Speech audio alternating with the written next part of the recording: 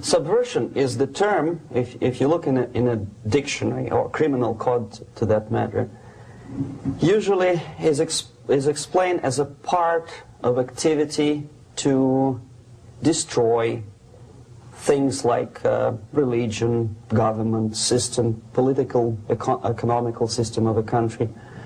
And usually it's linked to espionage and such romantic things as blowing up bridges, sidetracking trains, cloak and dagger activity in Hollywood style. What I'm going to talk about now has absolutely nothing to do with the cliché of espionage or KGB activity of collecting information.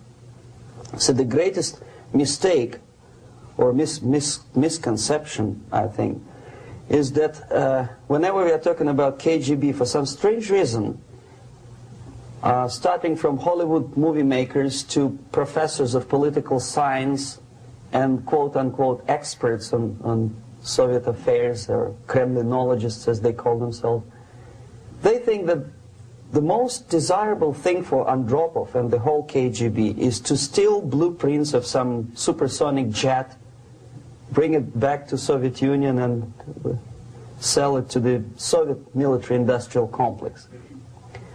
It's only partly true.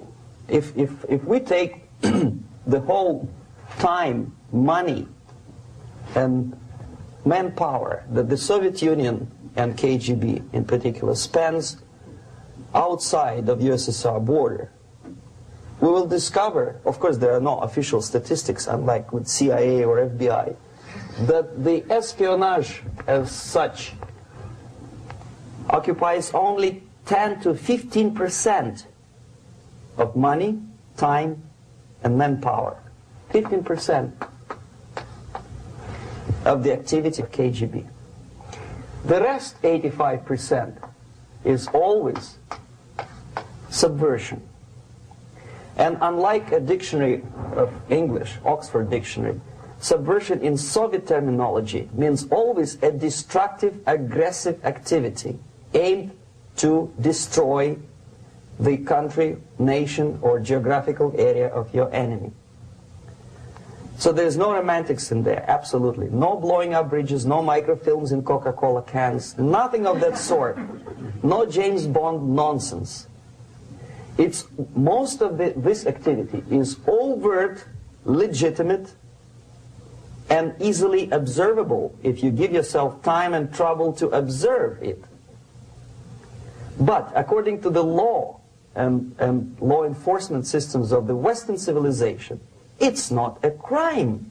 Exactly because of misconception, manipulation of terms. We think that subverter is a person who is going to blow up our beautiful bridges. No. Subverter is a student who comes for exchange, a diplomat, an actor, an artist, a journalist like myself was 10 years ago. Now, subversion is an activity which is a two-way traffic. You cannot subvert an enemy which doesn't want to be subverted. If you know history of Japan, for example, before 20th century, Japan was a closed society. The moment a foreign boat comes to the shores of Japan, the Imperial Japanese Army politely tells them to get lost. And if American salesman comes to the shore of Japan, let's say 60 or 70 years from now back, and says, oh, I have a very beautiful vacuum cleaner for you, with the good financing, he says, please leave us, we don't need your vacuum cleaner. If they don't leave, they shoot them to preserve their culture, ideology, traditions, values intact. You were not able to subvert Japan. You cannot subvert Soviet Union because the borders are closed. The media is censored by the government. The population is controlled by the KGB and internal police. With all the beautiful glossy pictures of Time magazine and Magazine America, which is published by the American embassy in Moscow, you cannot subvert Soviet citizens because the magazine never reaches Soviet citizens. It's collected from the newsstands and thrown to garbage can. Subversion can be only successful when the initiator, the actor, the agent of subversion has a responsive target. It's a two-way traffic. United States is a receptive target of subversion. There is no response similar to that one from United States to the Soviet Union. It stops halfway somewhere. It never reaches here. The theory of subversion goes all the way back 2,500 years ago. The first human being who formulated the tactics of subversion was a Chinese philosopher by the name of Sun Tzu.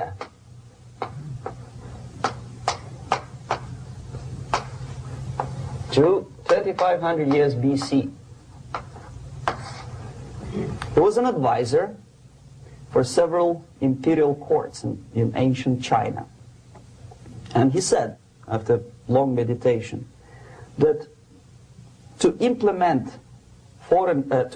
state policy in a warlike manner, it's the most counterproductive, barbaric, and inefficient to fight on a battlefield.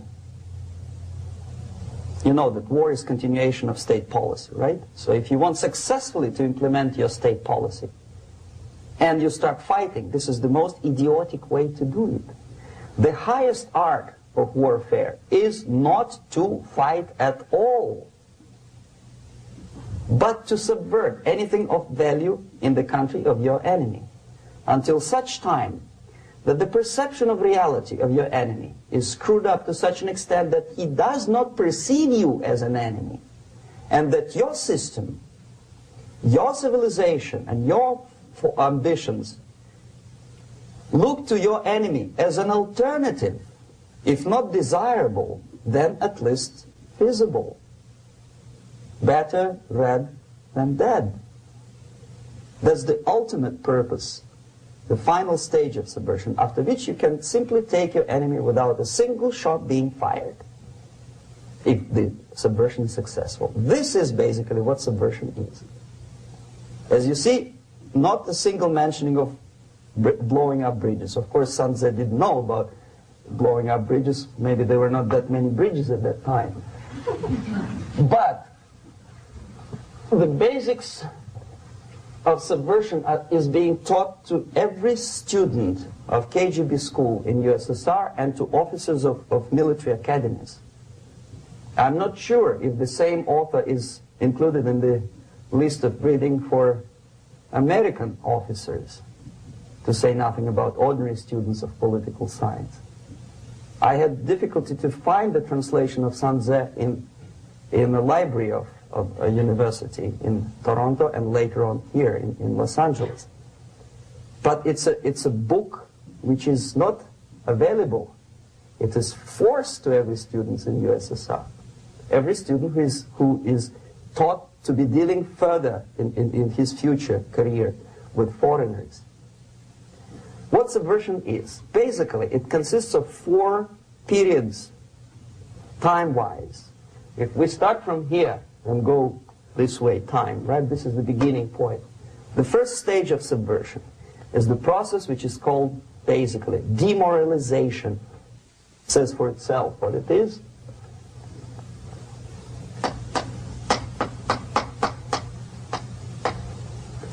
It takes from, say, 15 to 20 years to demoralize a society. Why 15 or 20 years? This is the time sufficient to educate one generation of students or children. One generation. One lifetime span of a person, a human being, which is dedicated to study, to shaping up the outlook, ideology, personality. No more nor less. Usually it takes from 15 to 20 years. What it includes? It includes influencing, or by various methods, infiltration, propaganda methods, direct contacts, doesn't really matter. I will describe them later. Of various areas where public opinion is formulated or shaped. Religion, educational system, social life, administration, law enforcement system, military, of course, and labor and employer relations, economy. Okay? 5 areas. I will not write them down because we will not have enough space. Sometimes when I describe all the methods, students ask me question, are you sure this is the result of the Soviet influence? Not necessarily. You see, the tactic of subversion, about which I'm talking, is similar to the martial art, the Japanese martial art. If some of you are familiar with that tactic, probably you will remember that if an enemy is bigger and heavier than yourself, it would be very painful to resist his direct strike. If a heavier person wants to strike me in the face, it would be very naive and counterproductive to stop his blow. The Chinese and Japanese judo art tells us what to do. First to avoid the strike, then to grab the fist and continue his movement in the direction where it was before, right? Until the enemy crashes in the wall. You see? So, what happens here? The target country obviously does something wrong. If it's a free democratic society, there are many different movements within the society.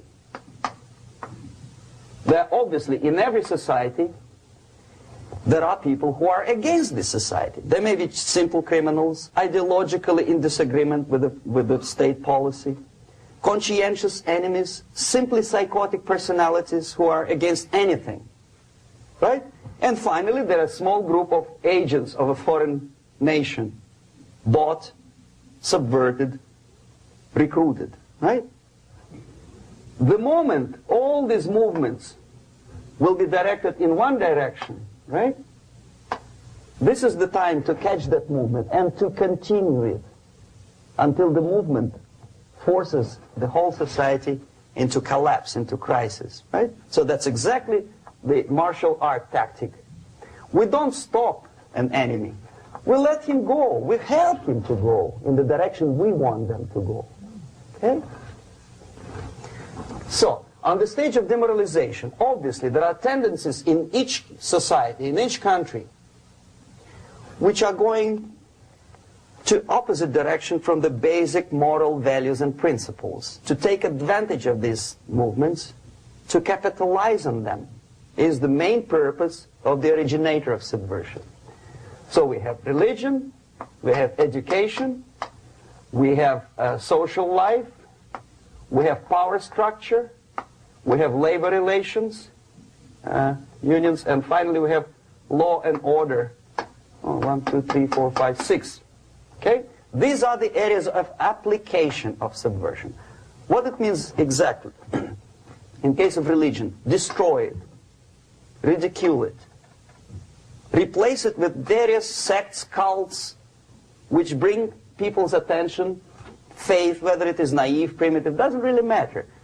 As long as the basically accepted religious dogma is being slowly eroded and taken away from the supreme purpose of religion, to keep people in touch with the supreme being, that serves the purpose. Therefore, replace it, accepted, respected religious organizations with fake organizations. Distract people's attention from the real faith and attract them to various different faiths. Education. Distract them from learning something which is constructive, pragmatic, efficient.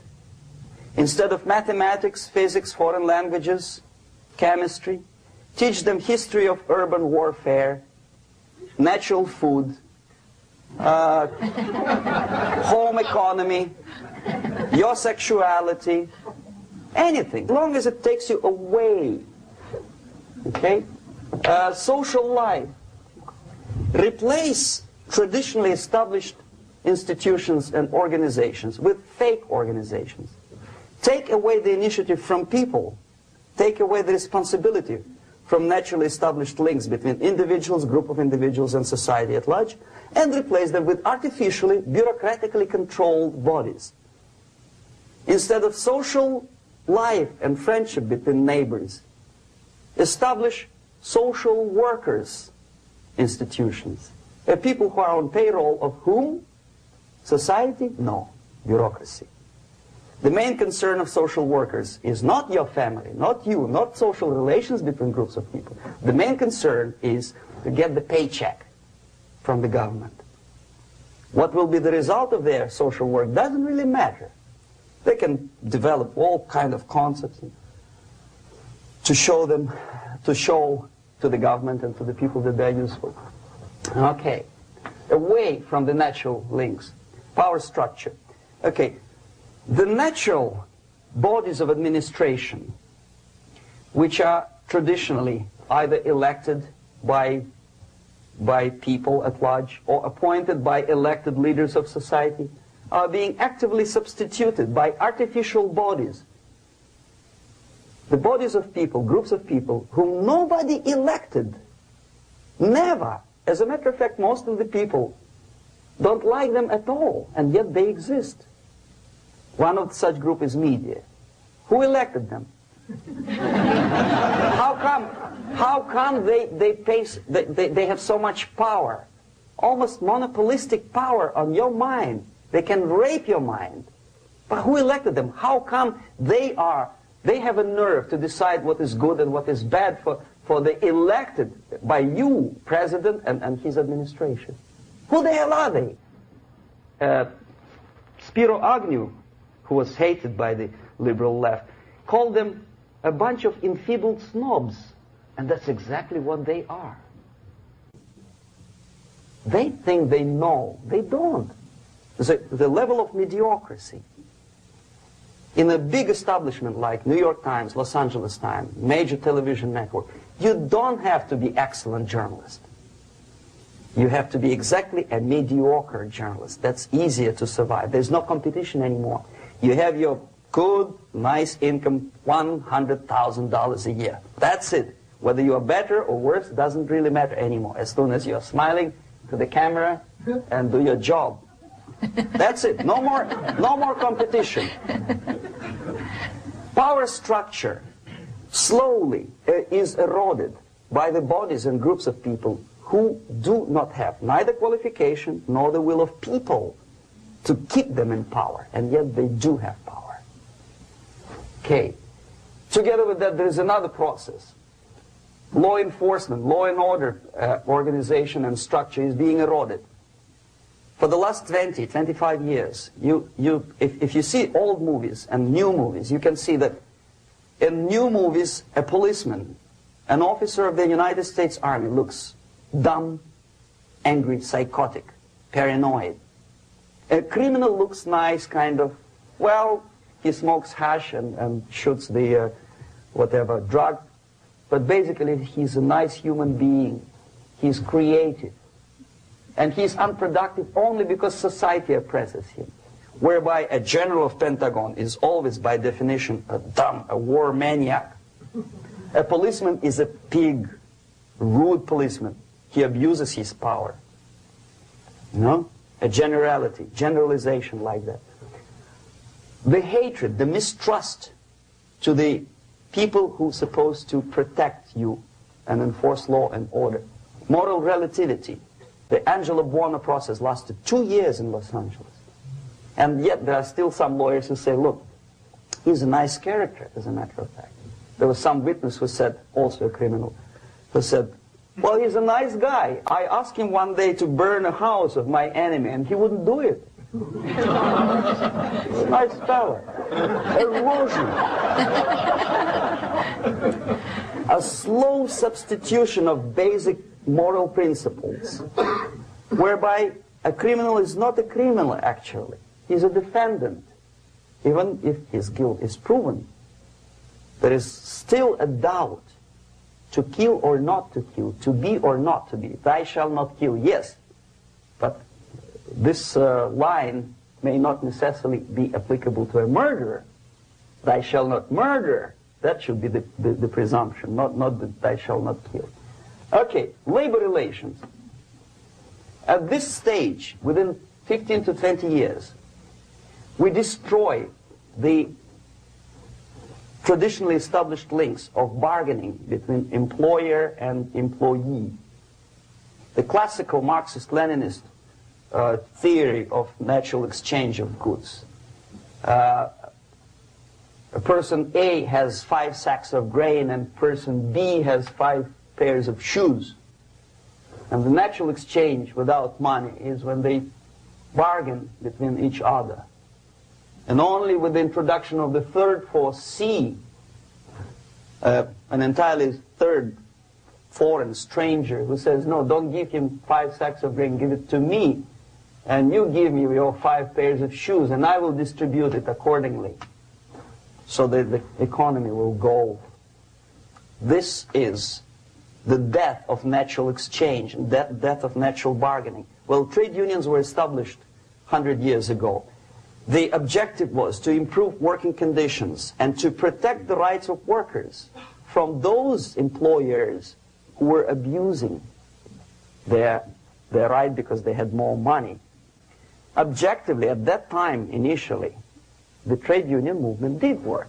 What we see now is that the bargaining process is no longer resulting in the compromise, which is leading objectively to betterment of working conditions and increase of salary. What we see is that after each prolonged strike, the workers lose. Even if they have 10% increase of their salaries, they cannot catch up due to inflation and due to missed time. More than that, millions of people suffer from that strike because economy now is interdependent. It's intertwined like one body. If previously steel workers, say 100 years ago, could strike and nobody would suffer, now it's impossible anymore. If a garbage collector strikes today, the rest of the multi-million city is stinking. I mean, there's no more service. In Quebec, for example, we had the electricians who were on strike in the middle of winter. You can freeze your bottom, and they still were on strike. Did they catch up with the salary? No, they lost. Who benefited? The leaders of trade unions. What is the motivation for strike? Improving of a workers' condition? No, obviously it's not. Then what is it? Ideology. To prove to these capitalists. And the obedient horde of workers, like sheep, follow these people. And they cannot disobey. Why? Because if they do, you know what happens to them. Pickets, murders, shooting truck drivers by picketers. In Montreal, for example, I saw with my own eyes when I was correspondent of CBC International, Canadian Broadcasting Corporation, when the workers of aircraft factory destroyed computers and the equipment in the factory.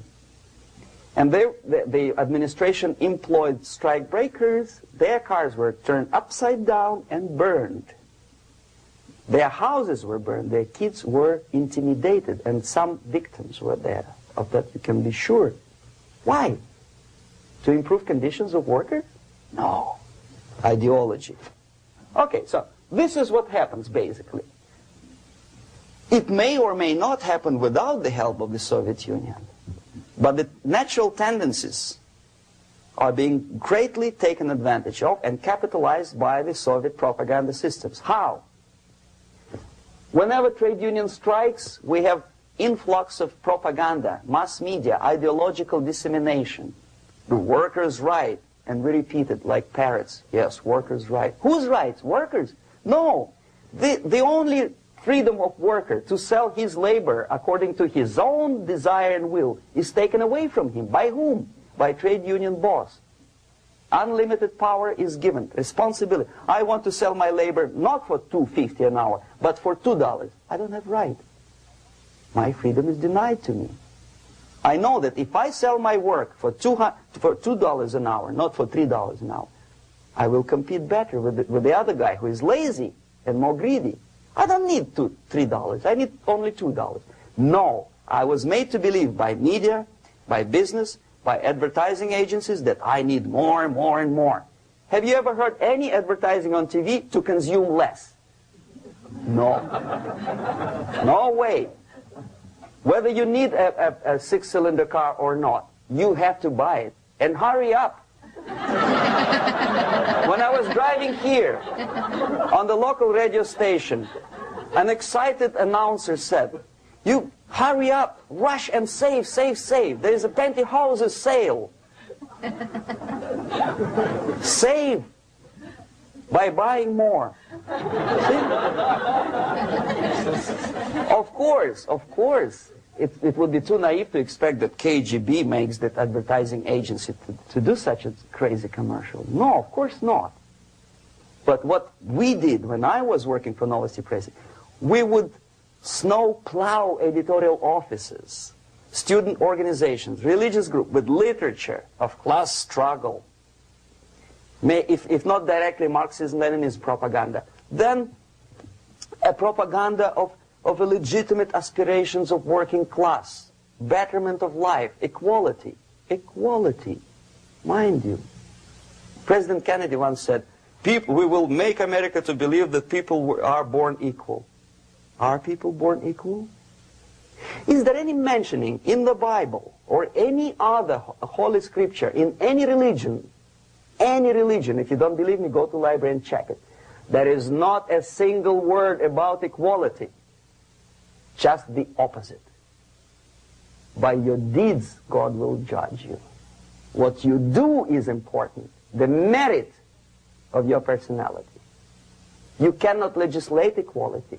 If you want to be equal, you have to be equal. You have to deserve it. And yet we build our society on the principle of equality. We say people are equal. We know it is false. It's a lie.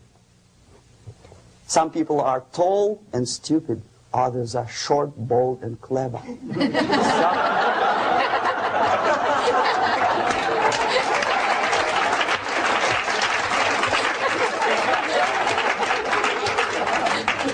If we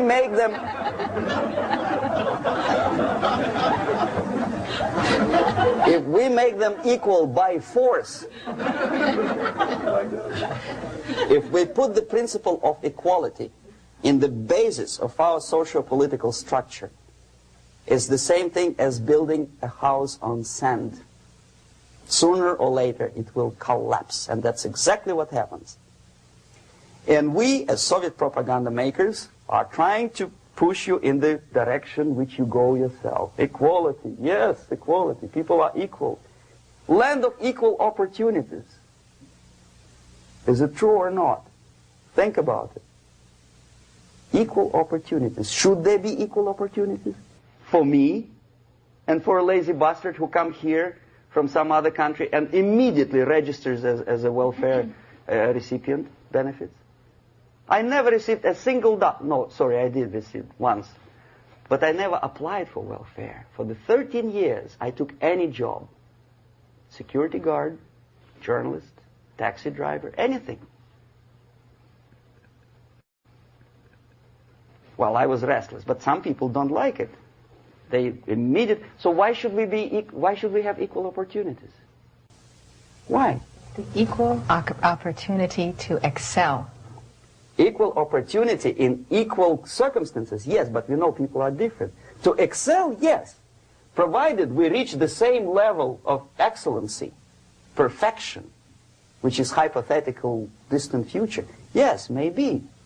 But we know perfectly well that even with the best intentions, people could not be equal. Why should we have equality in the, say, legal system? Myself, I'm considering myself a law-abiding citizen, and a person who comes here to rob and shoot, say, the United States administration under Carter imported thousands of Cuban criminals. They were non-criminals, yet they were accepted. Do you think it's fair if myself and my wife from Philippines, who work like horse as a lab technician in a hospital, should have the same rights as a criminal from Cuba? Why? And yet we repeat as parrots, equality, equality, equality. And the Soviet propaganda system helps us to believe that equality is something which is desirable. Democracy, as it was established by fathers of this country, of this system in the last century, is not equality. It's the system where different people, unequal people, have a chance to survive and help each other in constant competition, in constant perfection, not in equality, which is superimposed from a godfather or nice person in Washington, D.C. And the absolute equality exists in Soviet Union, quote-unquote equality. Everybody is equal in dirt, except some people are more equal than the others in Politburo. So, the moment you bring a country to the point of almost total demoralization, when nothing works anymore, when you are not sure whether it is right or wrong, good and bad, but there's no division between evil and good, when even the leaders of church sometimes say, well, violence for the sake of justice, especially social justice, is justified in countries like Nicaragua, El Salvador, well, maybe Rhodesia, and we listen to them and say, yeah, probably it's true. Is it true? No, it is not true. Violence is not justified, especially for the sake of quote-unquote social justice introduced by Marxist-Leninists, that is my former colleagues from Novosti Press Agency. Okay, so we reached that point. The next step is destabilization.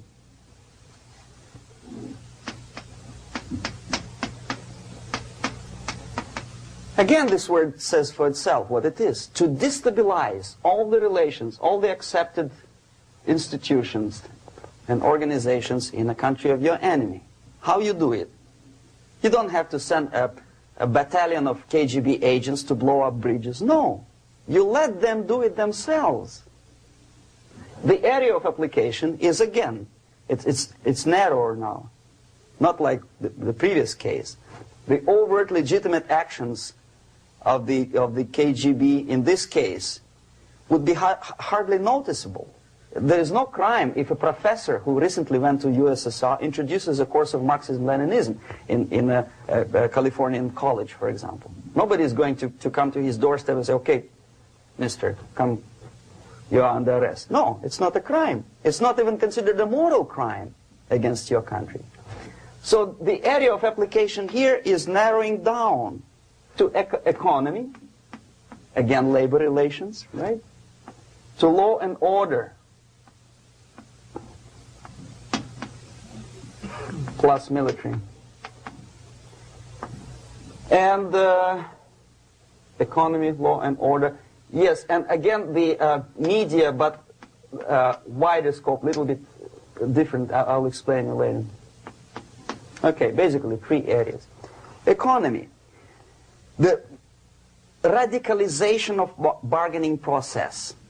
If on that stage we still could achieve, theoretically, some positive compromise between the negotiating sides with say, arbitrary, introduction of arbitrary judges, a third side, objectively judging the demands of both sides. Here it's radicalization.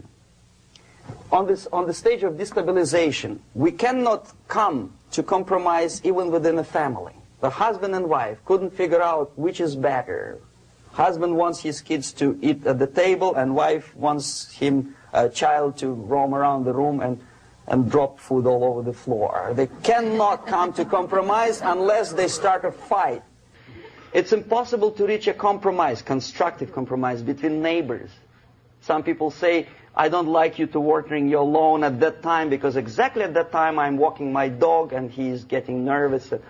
He cannot pass his bowels, you know. So they cannot compromise. They go to a civil court or something like that. Radicalization of human relations. No more compromise. Fight, fight, fight. The normal, traditionally accepted relations are destabilized. The relations between teachers and students in schools and colleges. Fight. The relations between, in economical sphere, between laborers and employers are further radicalized. No more acceptance of the legitimacy of demands of workers. Unlike Japanese, with the theory Z, if you ever heard about it, where the workers are involved in decision-making process, therefore they don't have moral incentive to fight their bosses. In the United States, it's just the opposite. The harder is the fight, the better. The more heroic they look. When the Greyhound network was on strike recently, the correspondents of local TV networks all over the United States were approaching these strikers, and they say, oh yes, we are doing something nice. They look like heroes, and they were proud. There was some family, the husband was bus driver. Now they decided in a protest against the bosses to camp somewhere in the forest. And they were presented to the audience as a heroic, nice people. You see? The violent clashes between passengers, picketers, and the strikers are presented as something normal. 10, 15, 20 years ago, we would be angry, say, why so much hatred? Today we are not. We say, well, commonplace. Radicalization, militarization sometimes.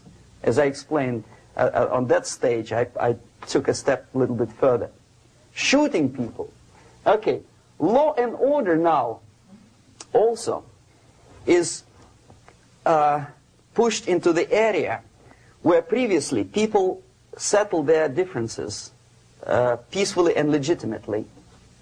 Now we are getting with this court cases in the smallest irrelevant cases. We cannot solve our problems anymore. The society at large becomes more and more antagonistic between individuals, between groups of individuals, and the society at large. The media puts himself in the opposition to the society in general, at large. Separate, alienated. Okay? On that stage, you remember I was talking a couple of hours ago about the sleepers. That's when the students from, say, United States, if they are trained in Lumumba University, or developing nations, that's the students I was dealing with, are being sent back from the Soviet Union here. Or if they were already in the United States, in the country which is the object of subversion, they spring to action. The sleepers go up. They slept for 15 to 20 years. Now they become leaders of groups, preachers, I don't know, public figures. Prominently they actively include themselves in a political process. All of a sudden we see a homosexual. 15 years ago he did his dirty job and nobody cared. Now he makes it a political issue. He demands recognition, respect, human rights, and he rallies a large group of people. And there are violent clashes between him and police, his group and ordinary people, no matter what. It's black against white, yellows against green, doesn't matter where the division line goes. As long as this group come into antagonistic clash, sometimes militantly, sometimes with firearms, that is destabilization process.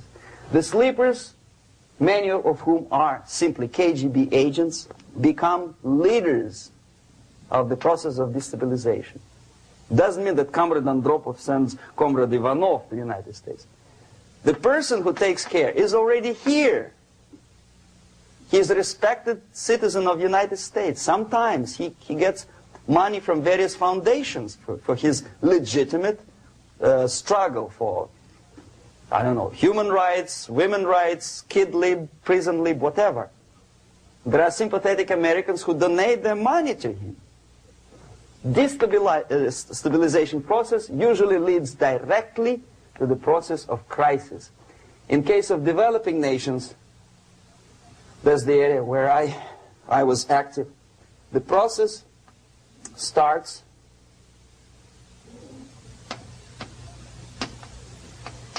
when the legitimate bodies of power, the social structure collapse. It cannot function anymore.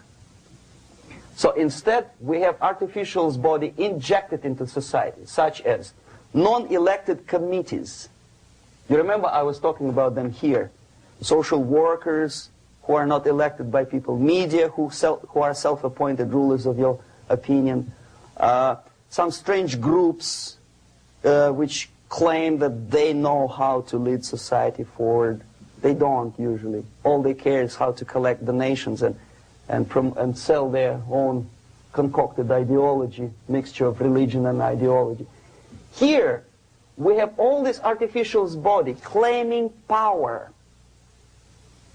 If the power is denied to them, they take it by force. In case of Iran, for example, all of a sudden we have revolutionary committees. What kind of revolution? There was no revolution yet, and yet they had the committees.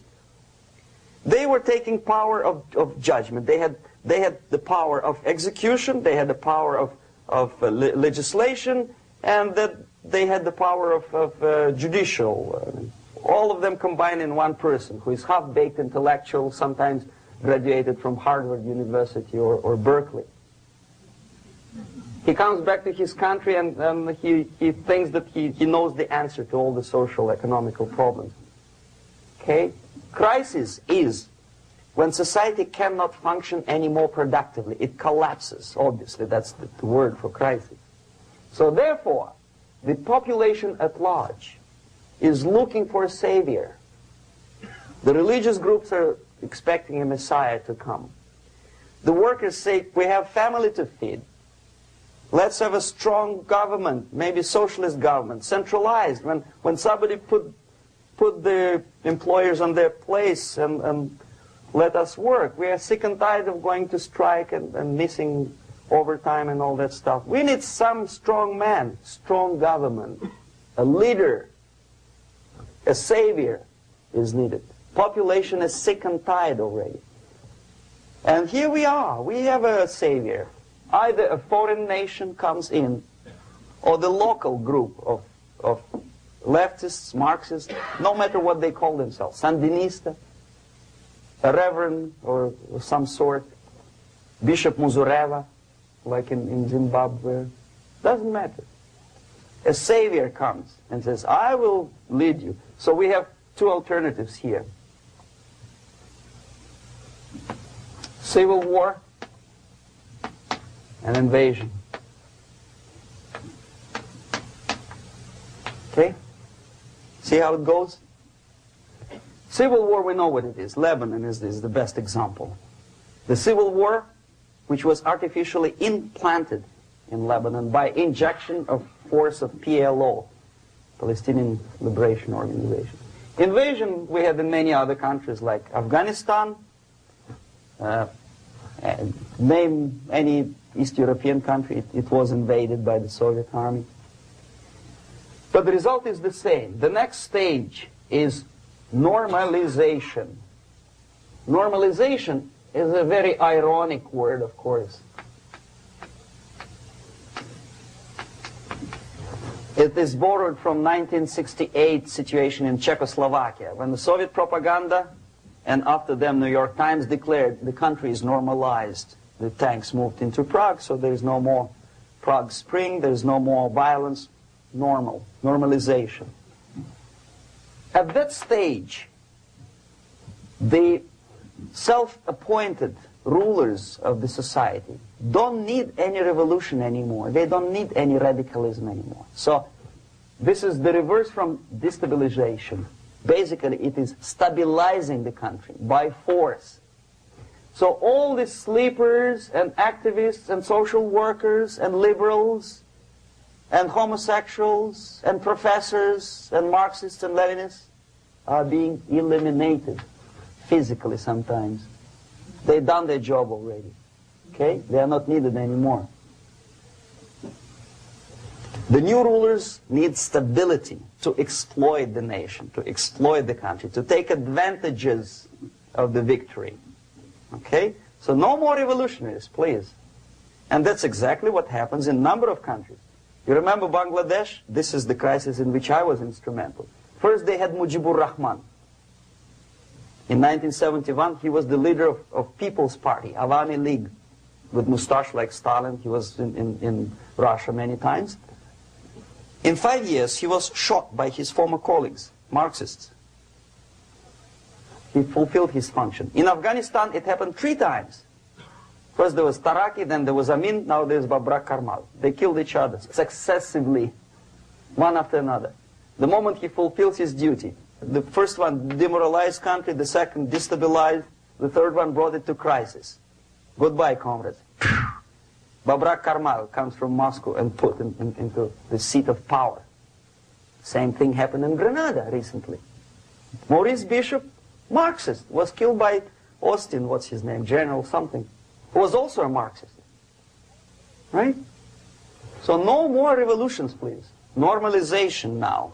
From now on, no more strikes, no more homosexuals, no more women lib, no more kid lib, no more lib, period. A good, solid, democratic, proletarian freedom. That's it. Now, to reverse this process takes enormous effort. When today, United States had to invade Grenada to reverse the process of subversion. Some people say, boy, this is not good, it's not kosher to invade the beautiful country, island of Grenada. Well, why didn't you stop the process here, when Grenada was just approached by leftists? Why not to prevent Maurice Bishop to come in power in the first place? Did Grenadians want him? Very questionable. They didn't know who was Maurice Bishop in the first place. He came to power by coup d'etat himself. Okay? No, we let the situation develop further and further and further until the crisis and normalization very soon. And then the United States decided to invade country, discovering that the country was absolutely a military base for the Soviet Union. Of course it's a drastic measure. Of course it's a pity that Marine Corps had to lose, what, 17 lives. Very bad. Why not to stop the process before it comes to crisis? Oh no, intellectuals will not let you. It's interference into domestic affairs. They're very careful not to let American administration to interfere in domestic affairs of Latin American countries. They don't mind Soviet Union interfere in these affairs. Okay. So to reverse this process, from here, it takes only and always military force. No other force on earth can reverse this process at this point. At this point, it does not take military invasion of the United States Army. It takes strong action, like in Chile. A CIA covert involvement to prevent the savior from outside to come into power and to stabilize country before it erupts into civil war. Stabilize country before it erupts into civil war. Okay? Support the right-wing conservative forces. By money, by crooks or love, doesn't matter. Stabilize the country. Don't let the crisis develop into civil war or invasion. Oh no, your liberals will say it's against the law. The Congress will not appropriate money for covert actions of CIA. Why not?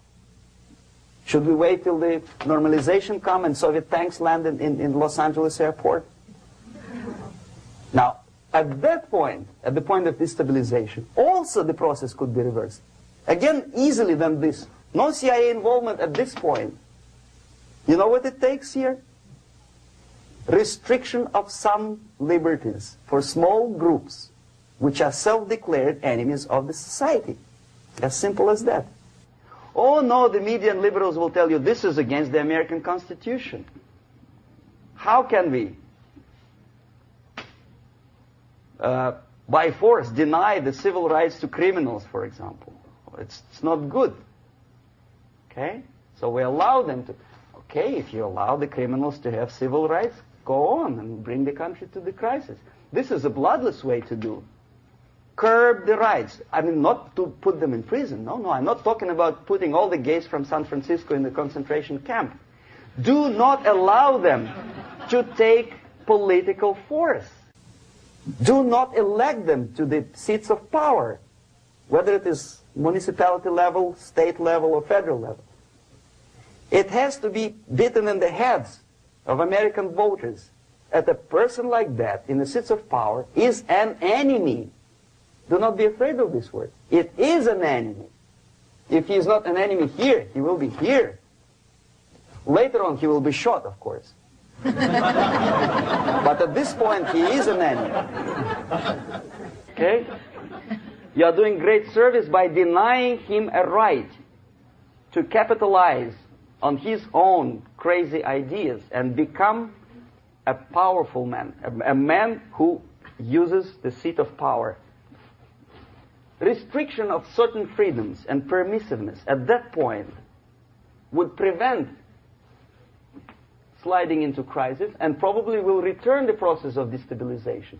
To curb unlimited power, monopolistic power of trade unions, here, at that point, would save economy from collapsing. To introduce a law to stop private companies of raping public opinion's mind in the direction of consumerism. No company must have a right to force you into buying more unless you want it. There must be a law.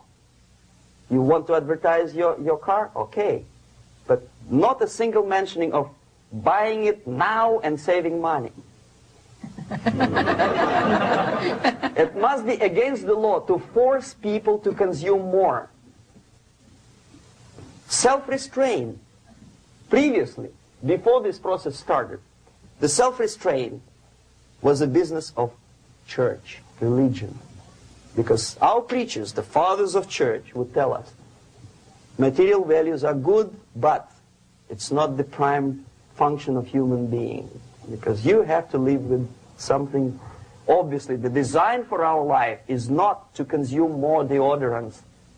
There must be something greater. If such a complicated instrument as human body was created, obviously there must be some higher purpose for that.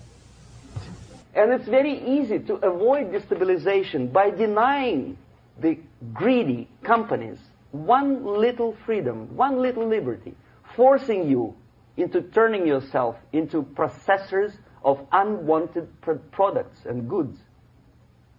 They turn you into machines, like the worm who there's inlet and outlet. So, and how long an average appliance lasts these days? Less than a year. Why? Where's workmanship? Well, we want you to buy more. Okay.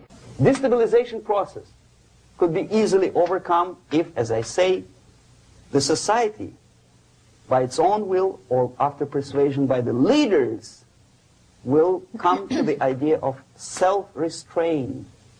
It's so hard, we want to consume more, but you have to. Unless you will come to this stage, when, as we say in Russia, if Sahara Desert ever becomes a communist state, there will be shortage of sand. So you have to curb your...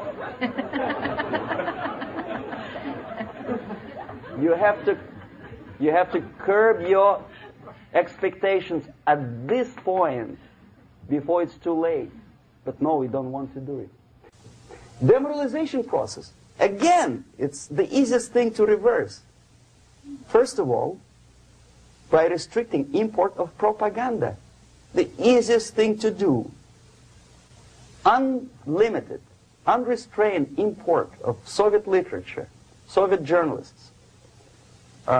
Giving Soviet propaganda and ideological agitators equal time on American TV networks. It has to be stopped. And it's easier. They won't be offended, mind you. As a matter of fact, they will respect America more. But when my former colleague Vladimir Posner appears on Nightline, and Ted Koppel asks him, well, Vladimir, what do you think about this? And what can he think? He is an instrument of propaganda. He thinks what Comrade Andropov tells him to think. He's just a nice, articulate mouthpiece of the Soviet subversion system. And Ted Koppel makes you believe that my friend Vladimir Posner thinks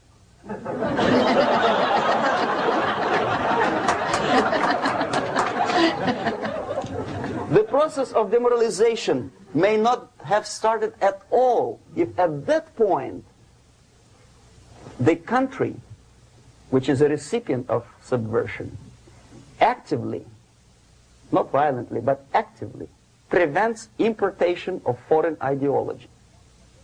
I don't want America to follow the pattern of ancient Japan. You don't have to shoot every foreigner when it approaches the sacred borders of the United States. But when he offers you a junk in the disguise of very shiny something, you have to tell him, no, we have our own junk.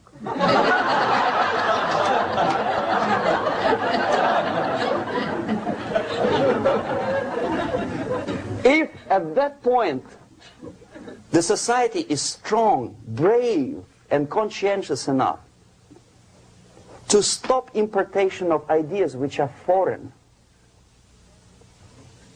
then the whole chain of events could be prevented. Recently I've been to the Philippines, and I was shocked how in big cities like Manila, children listen to deafening music. A melodious nation with long traditions of good, nice ethnic music, introduced by Spanish long time ago, maybe 2 centuries, 3 centuries ago, I don't remember how long. All of a sudden listen to musical garbage, blasting their radios at full blast, at full volume. Why?